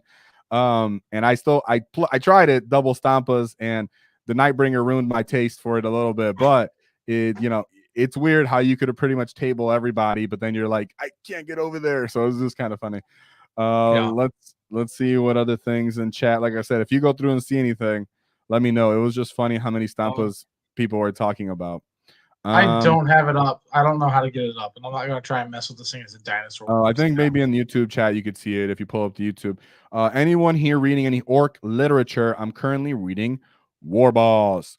Because so many just straight up Ork titles are already kind of always spoken about, like Brutal but Cunning in the Gazgul book, which are excellent as well. One thing that I always try to shout out is Catachan Devil. I know a lot of Ork players are kind of like still cool with guard players because they have a control rate of the attrition aspect to their gameplay too. But in that book, it's really cool because it's Catachans versus Kommandos for the most part on a jungle planet. And it has named characters kind of on both ends. So I think that's another book that I would love if they came out with a second version, because I fell in love with it, and our logo is pretty much based off that book to an extent. Well, I haven't read any Ork literature in a hot minute. Yeah, I think the new stuff, you know, I know you were listening while you're working on the farm. I'd say Audible, give it a test run for a couple, pick up about 4 or 5 Ork books, listen to them. They're very fun, and then cancel it after if you want.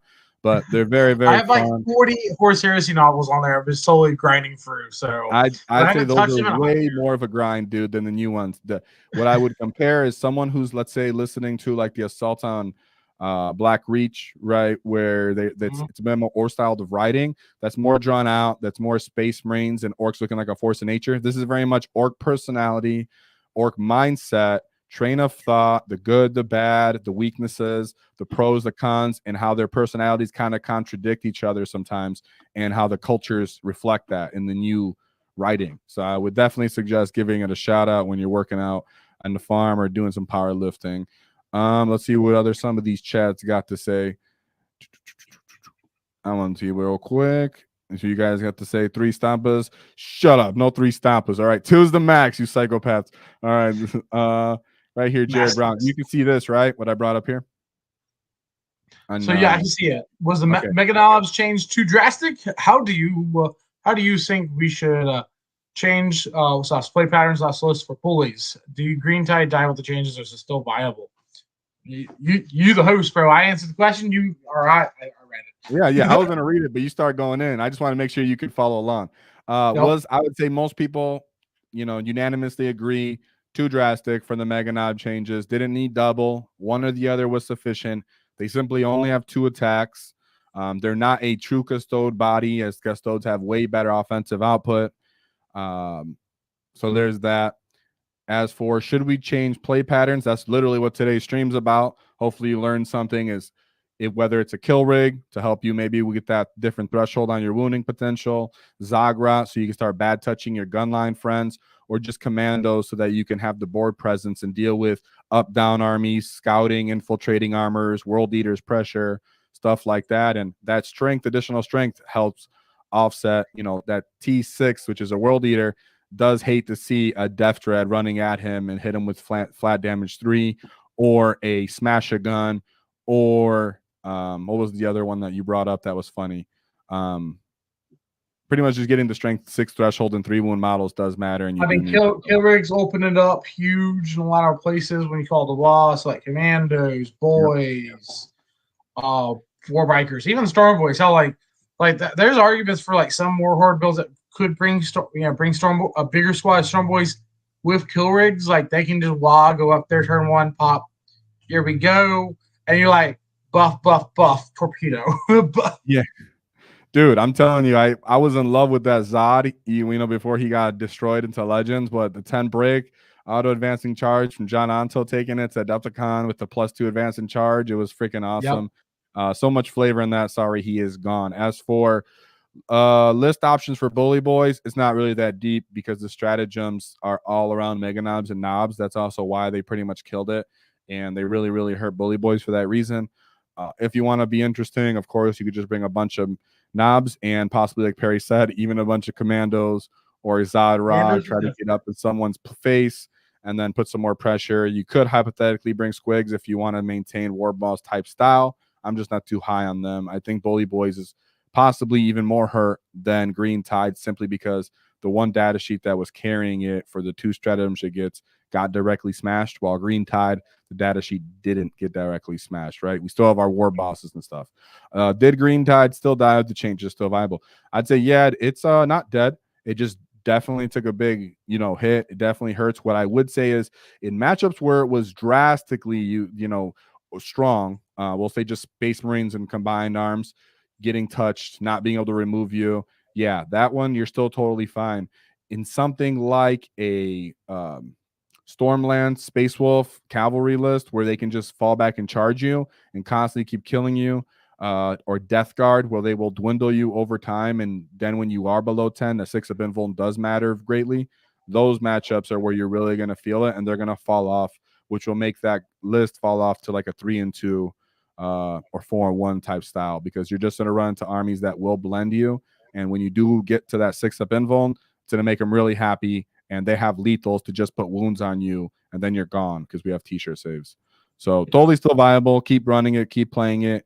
You know, I like Gaz in it, to be honest, but everybody has their own thing, right? But I'm saying if you're not spamming weird boys anymore and such, maybe consider Gaz as a bulwark to the deal with the counter charges or something. But yeah, shout out to that. Thanks for the question. Let me see here. I lost where that question was. I was going to answer the next one. Oh, our boy, red ones go faster. I see your problem, boss. You Mac boy connected to the Sparky knowing with the spinny bits instead of the flowing thing. Can I fix it for a handful of teeth? Thank you very much, red ones go faster. Much love, buddy, and I love your orc attitude and personality. It's very suiting, and it's very fun to deal with and hear. So I appreciate you showing up. There he goes. Get a wall for that. He says, hard to go back to the War Horde when you've tasted double WAAAGHs. 30 Mandos. Let's go. Very impressive resume. Oh, and we have one here. Hey, boss, when are we going to see an updated unit tier list stream? We did one not too long ago with Eric Forsman. I don't know if you're familiar with Eric Forsman. So we did that not too long ago. I might wait for more games and more outcomes. What I like to do is get a consensus, not just my opinions, but I literally go through and I count and do the numbers on each unit and how often it was brought to major events. So I need to see more of that, because I add what I think to the consensus agreement and then try to find a median there, right? Ludos are really good. Oh, Ludos are really there just for the SAG rerolls. Yeah, that's a huge factor, because -1 AP ain't nothing, right? The only Ludos that do damage are the ones ignoring cover. You said that's how I've been playing Zod. All edition. Engage. I dare you. Hey, our boy right here. This is for you right here. I mean, I don't know. It didn't win anything. It just got third place at 140, 160-ish players somewhere in that zone. Hey, win anything means winning even the games, dude. And he's like, how you been playing, man? So. The list has like a 90% win rate, so you know. 6-1 and a super major, guys, is legit. And you know, we've seen collection of a lot of these pieces prior to Nexus. I think Nexus, they're shining more as some stuff is coming out the gate that we need them to deal with. Great life advice. If someone wins against you, bring the boys and gang up on him. That's for your Bjorn comment. You know, that's for your Bjorn comment. There's a question for you. Is cereal or soup? I mean, cereal all the way, but like, no. Asking, is cereal a soup, dude? Oh, is it a soup? Dude, like, I don't think so. I don't think soup gives you diabetes. Get out of here, Mr. 2. It's not soup, all right? We answered that, Bjorn, for why custom booster blasters and flamas. We have that in there. Shout out to the bunch. We have at least 16 gifted memberships from Castellan. So whoa for that, but again, I greatly appreciate it. I didn't want to interrupt the flow with the gifted or the super chats. So I'm glad we addressed them here. Your boys showed up. What up, people? Had to drop in for my boy MORK. Let's go. Hobby Goblin's beautiful production and everything. And they're all very, very nice guys. They're guys that I feel like I would like to go to dinner with after an event, after they dunk on me or something, you know, that they'd be all nice about it and stuff after. So they're really cool. Mandos are even better against round 1 shootings with the distraction guard. Yeah, I think they're slept on, right? Most people don't.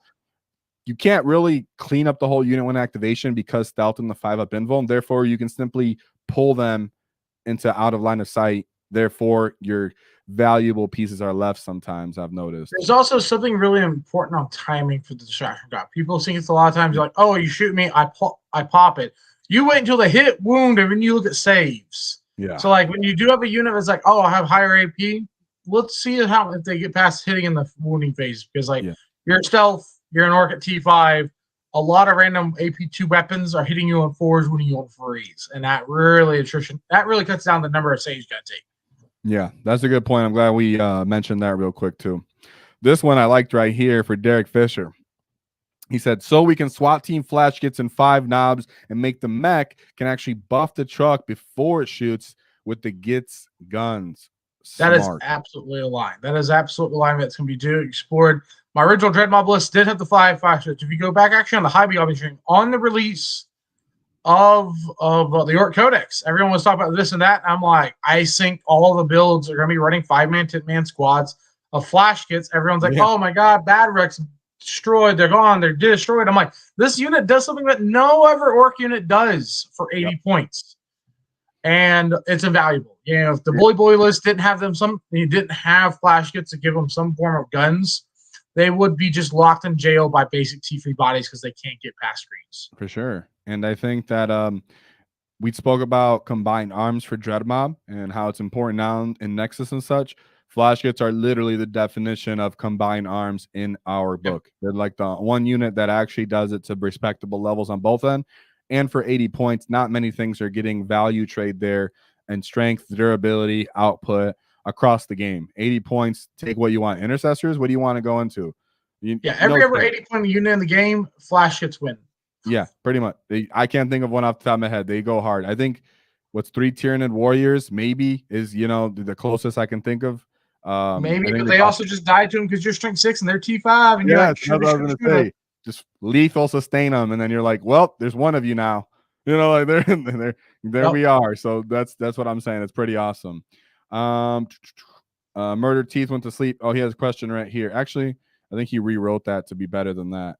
Ecop, thank you very much, buddy. Are you guys with your super chaps? I mean, for your gifted memberships. Ecop for the 5 Waaaghtaktiks gifted memberships. Make sure you guys collect those because we have the raffle for 3K. And of course, we have our paint competition that the Baron of Dice are assisting us a little bit with getting them dice so we can get them to the winners. And they are Ork dice because we love you. Let's see. There was a question here by our boy up here. 5 gifted memberships from Joe Wicked Joe. Let's go, Joe. He said, yeah, right here. I love Deffdreads. What are they doing? Don't worry, we got them. We covered that, buddy. He says, "Oh, how about here? This you can answer this. What's Ork best matchup? What's an army you think you just have a direct advantage over when you see him across the table? Like, sorry, buddy." Man, for me, typically when I look at that is really, man, like I'm naturally respectful of everything, so I'm like, I don't try to get cocky. Chaos Knights has been my thing, right? 13 War Dogs. I've played that matchup like 12 times now, and I haven't got less than 40-point margin. Oh, and this is from players that win GTs, the top to a wide range of them. I just unga bunga them, and they're just like, oh, we can deal with a little bit of Orks at a time, but also like a whole army I cannot deal with. Yeah, I just decided to throw the whole piano at them. That makes sense for your style. That makes sense. They don't volume out Orks very well, right? They can just fail to hit, fail to wound. They don't get a bunch of rerolls, and then out of your 10-man unit, 6 dudes are still alive on accident, and they're like, oh, what the heck? And they don't pick up war bosses well. Like as soon as you have some beast bosses or some characters dug in some squads, and you say all the characters are fighting in one fight phase, that's when they start to fall apart really fast. Yeah, and that's funny because on your Warhorde list, you ensured you had consistent dev wounds because you were so sure that your beast boss is going to survive in that case. Is new shirt bring it down bad for killicans? Oh, is new bring it down bad for killicans is the question. Excuse me. It's way better. Like killicans are better now because the bring it down is not as drastic. You're getting 4 points for killing 3 killicans versus it used to be 6. And now they actually have to kill the unit. Beforehand, it was models. So now the fact that they actually have to kill it makes it like a bigger squad of killicans on some terrain layouts. More like those are viable on possibly for Dread Mob. I still don't care for it, but if you are playing killicans, if you're putting the one on the center style, like a 6-man squad is probably worth it more than the free man because they don't get the points until they kill the last one. If they kill 4 or 5 of them, you start running them backwards. You get them out of there. They ain't there. That's funny. And then here's a question I want to go over. Our boy Mask, both the boss and this very crafty gentleman on stream. What about wielding 3 wagons, 12 mans, MSU knobs, brick, all with character support, 2 ground squads as the center for core, revamped version of Bully Boys? So pretty much, can I take triple wagons, some mans, small 5-man units of knobs with character support in wagons? So for this, for me, I'm going to give you heads up. Like, you add the Kommandos and Deffdreads to this, and this is my Bully Boys list. My Bully Boys list was double wagon, 11 11 mans, Burna Boys, Freddy Kommandos, and 2 Deffdreads. And that list is still very similar. And 2 units of knobs with war bosses. The trick with this is like don't go too much on the mans. If you're going like big squads, like one with the teleport is fine. But I would probably go like nowadays, because like I still love Boy strats. The fallback and say you have to take a desperate breakout one is when you get to higher levels of 40k and like positional stuff, just literally messes up entire matchups. It literally looks at Necron Warriors and say you're gonna bully them. You start tagging Riptides, and Riptides you're like, I do not want to fall back. I would plan with like I've killed 2 Riptides with that strat. I've killed like a grand total of like 30 Necron Warriors in one game with the strat. And that's my favorite strat in that detachment. I would go like two 2-man squads of Mega Knobs, and just the Mega Armor War bosses are the man. That's Timothy. That's him. That is the dude. I would definitely build around the war bosses and attachment and the knobs, giving them access to the strats. Yep. The mans are not where it's at. It's the war bosses. Yeah, it's the war bosses where it's at. And the only commentary I'd give on this, because I think that was good, is I don't think Gaz is necessary. If you start coming up with more, you want to come up with a different idea or concept, I don't think put Gaz in there for any reason in Bully Boys. That's my take. I just don't think he's worth it in Bully Boys particularly. And then we're getting close here. Oh, here we go. Derek Fisher, what's good? What would you change in the next data slate? Okay, yes, give us a quick. What would you change real quick besides Mega Knobs? How would you change Mega Knobs? We'll say then, and what else? I think Sweet Hog Boys are still like one of the worst units in the Codex. Like I prefer Scrapjet. I've had actually games with the new Codex with Scrapjets, and I really like Scrapjets way more than I like Sweet Hog Boys. I think Sweet Hog Boys are way too expensive. And it's really tragic. Like that unit is I don't know who got bad touch on the development team for everybody like that. Because like they lost the +1 to hit. And like, yeah, the unit's cheaper now per model, but like it's so inconsistent. I actually had at the teams where Zogrod had a ruin in my size, so I didn't get precisioned. 20 Gretchen went through Mazrog and a whole squad of Swighog boys within 4 combat phases. Oof. They tabled. I picked up that whole unit, and Zogrod's like, okay, next. Oh my god. Like, it's obnoxious. And that game was very like I played against a Warheart build, and he was not prepared. Like he was just like, I didn't see that coming, and much less the shock attack gun decided to just turn into a death machine and killed 10 knobs and the war boss in one go, because I rolled the magical flipping like 13 hits, because I'm like, I'm hitting on 4s, full rerolls, and I just popped the sustains. Like it was that was a disrespectful game. So that's how you use your mech guns? That's how you use your mech guns. That's the question I forgot to ask. So you do give them the reroll hits. I think reroll hits is super legit on mech guns and kind of overlooked sometimes. I only do it in late game positions where it really matters, or if like in a spot where I really need to kill something. Otherwise, I use them as my corner screens. They shoot down avenues, and they chip wounds. Like I haven't popped the actual rerolls yet on them. I think I had moments where I might question it, and I decided it doesn't matter that much.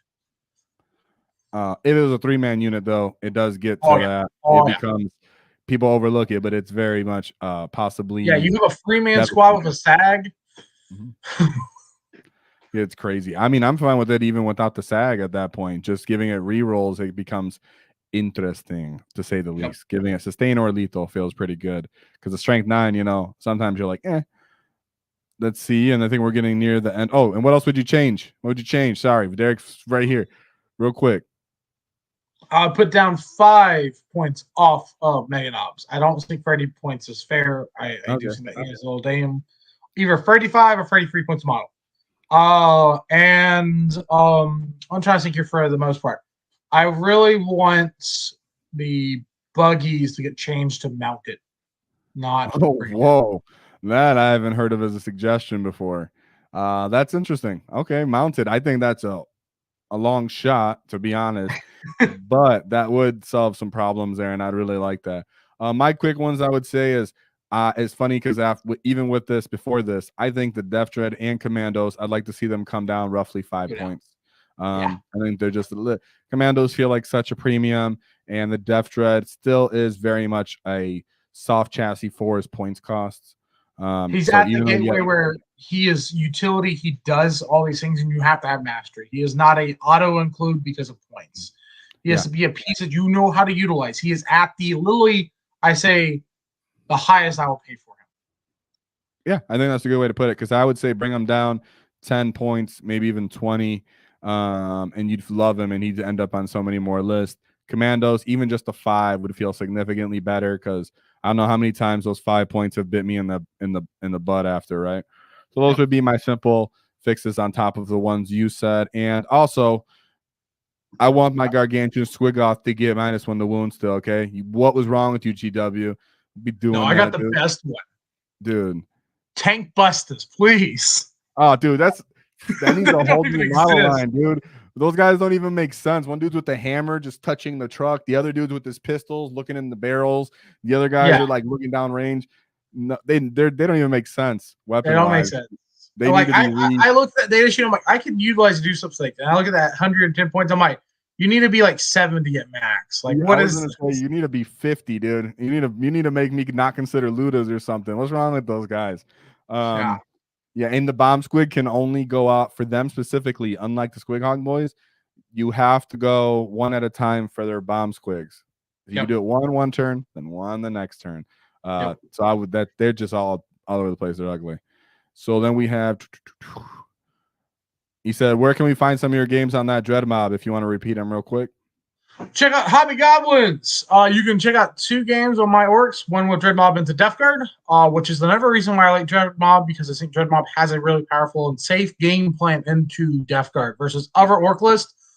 You got to play real safe, and you gotta play really good 40k. That matchup is naturally very hard. But Dread Mob, it does on there. A good example of that one.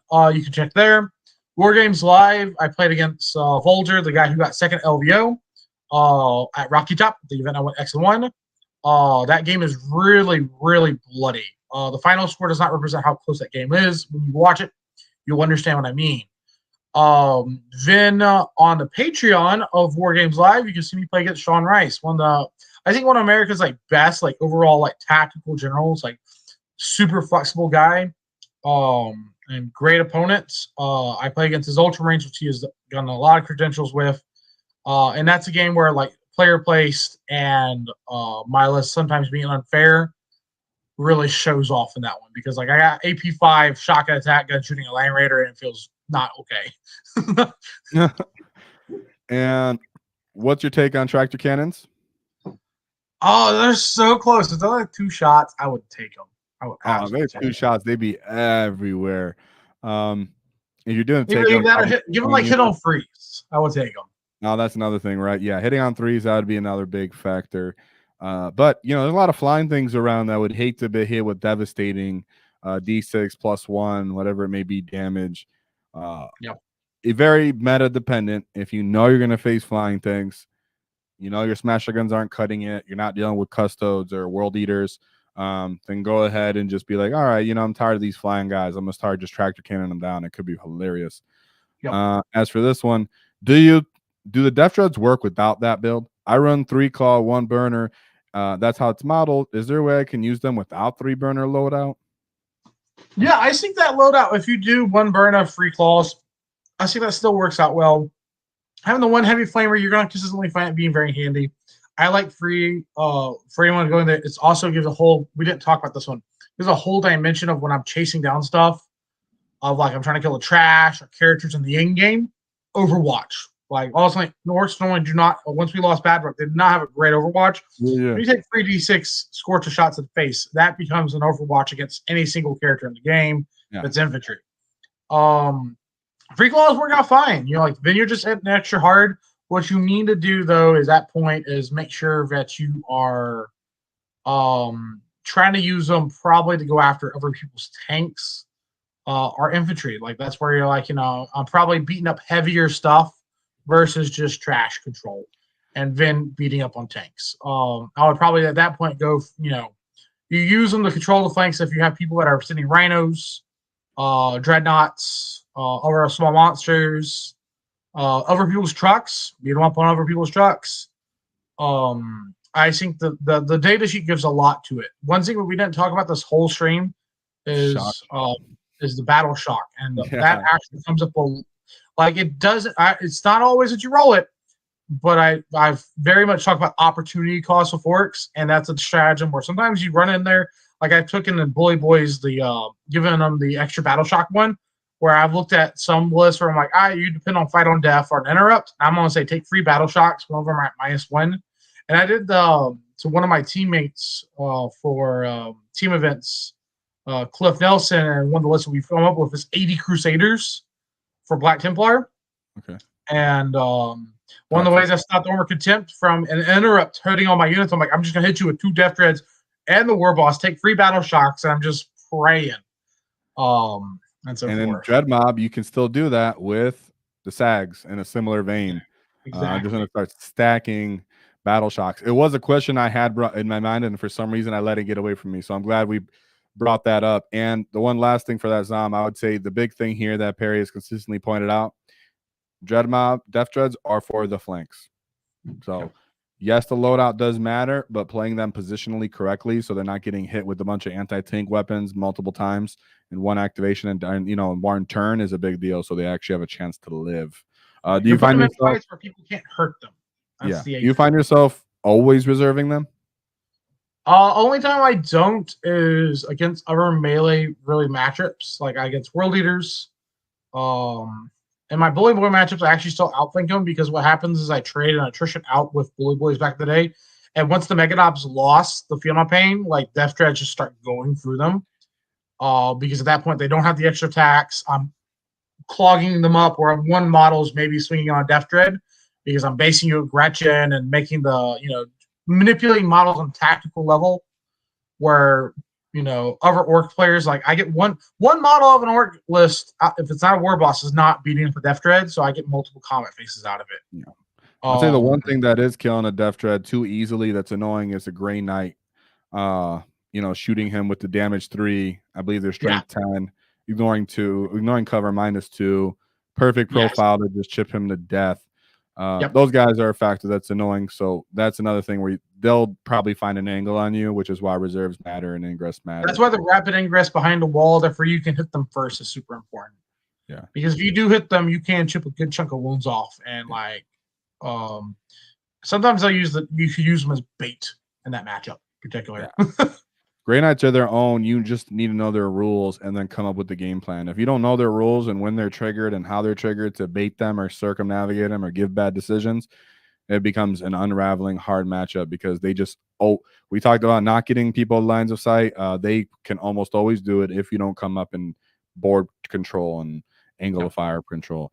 As a fun thought, what are your thoughts on 18 Coptus? It's funny because when we started the channel, this was you're all about that.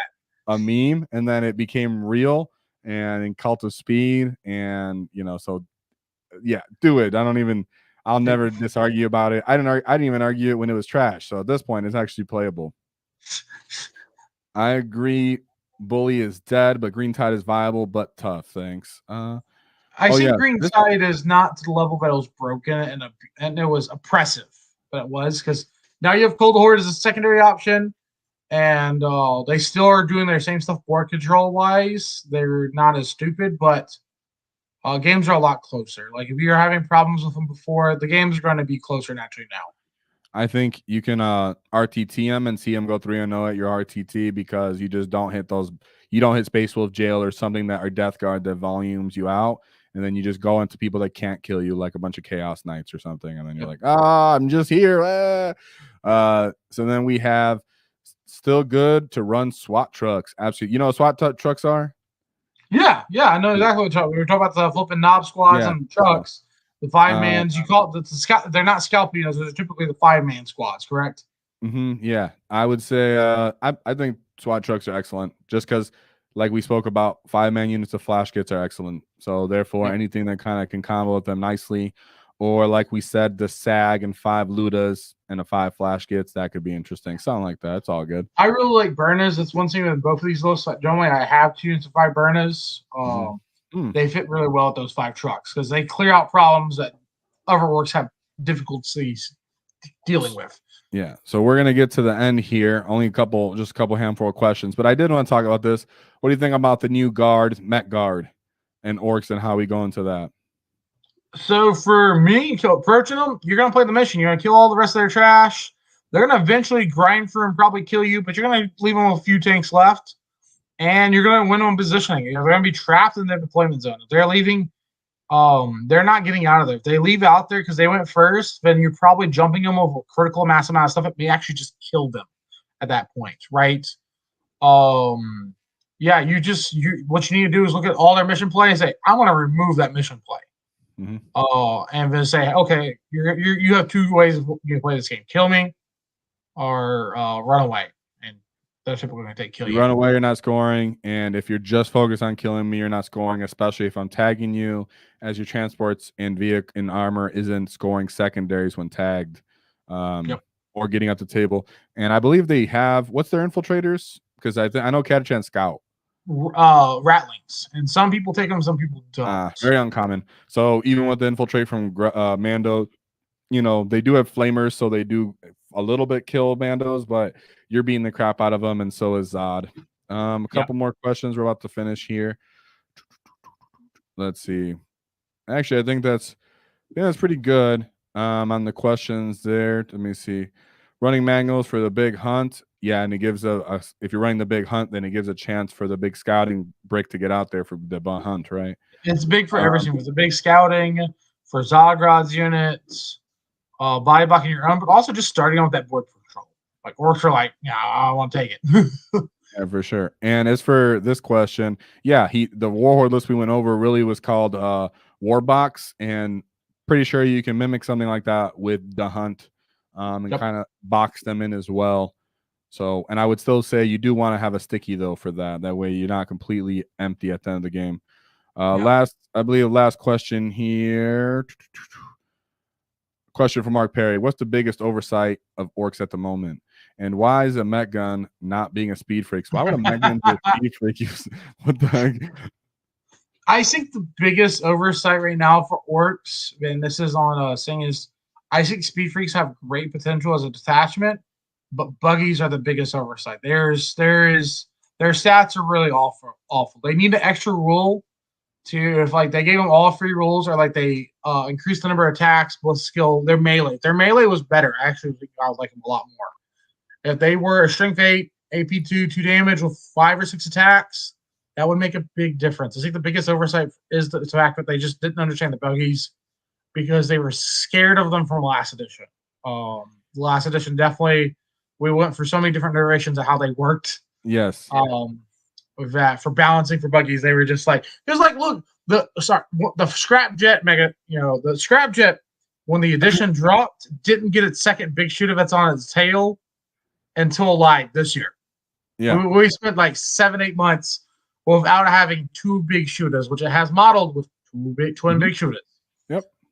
And losing the grot gunners, losing all the extra little weird, little things that you got on the buggies. Simplifying them really hurt that type of style of unit because it's very speed. It's Mad Max theme. It's all over the place. I'm glad you said the same thing about combat, because I was very much aware that they bad touched everybody last edition. And when I talked about predictions or hopes for the codex, even that's what I said. I said just give them more combat potential. That way you don't have to feel bad about their DACA. And GW is like, nah, we're taking away the speed wah, like we used to be able to call it speed wah, and you suck offensively completely. So it's like, so. And as for Warhammer, do you think looters are underpowered? I think they just need AP, but for 50 points, they're not underpowered. And I like them in 5-man units with the SAG, really, more than anything. The only one I take as a 10 is the one that's ignoring cover, usually. Yeah. I really think that for looters, if they just had sustained hits for all the other detachments, I would take them in every single detachment. 50 points for 5 gray A's, screening your backfield, suppressing fire, chipping away. It's a great unit. Yep, I like that. If you had if they cost that much, if they had just built and sustain, they'd be excellent. So now at this point, do you want to plug yourself, call out your boys on the Hobby Goblins or anything where people can find you, and what they can do to get you back on here again? What's going on? Guys, you can go check out the Hobby Goblins. I'm not on there typically. I'm on there every couple of months for some stream games. I will post it generally on my Facebook. So you can go follow, send me a request. I'll probably get to you at some point. Tag me into your Discord, dude. Like if y'all have questions, tag me in the WAAAGH Discord or the Waaaghtaktiks Discord. I will eventually notice it and reply to it, even if it's like a few days old. I'm horrible at messages, so if you want to see me back on here, I don't know, go bully this man. Tell him he wants me on. Yeah. We can always make something work. And yeah, I'm easy to find for the most part. Yeah, I would say, of course, when you do show up on Hobby Goblins, post that video in our Facebook group or even the Discord, and I'm sure guys will go over there just to see you. And the Hobby Goblin guys have great production and energy. You know what I'm saying? So I like that. I don't know who the guy's name is, but he tries the wall. You know, it's a little bit of a grotty wall right now, but he can work on it, dude. You know, at least he does it. That's what I like to see, right? If you're talking about Jacob actually is like 1 or 2 years best orc hobbyist in the ATC. He is. If you've seen the orcs on stream for them, he is one of the best looking orcs you've ever seen. That's sick. I love that. Yeah. He's also a janky when it comes to war boss. He's an orc specialist and he plays jank. He plays the weird stuff. And he's gonna play a good technical game. Hey, that's what we do, dude. We live to function in, you know, messes and in chaos. So it's fantastic. As for that, there's only one question left. Why don't you cross a wall? Because we're gonna slap you in the face. That's why you don't cross us. You don't cross a wall? Because we'll knock your teeth out. Guys, be ready for the 3K. We're going to do the raffle and we're going to do the War Boss painting competition. We'll announce the winner. You guys get into it. It's not winning yet, but the final, there's the end. No more entries after tomorrow. The date, 27th. There we go. So just keep that in mind and say goodbye to MORK Perry. Can we get a whoa?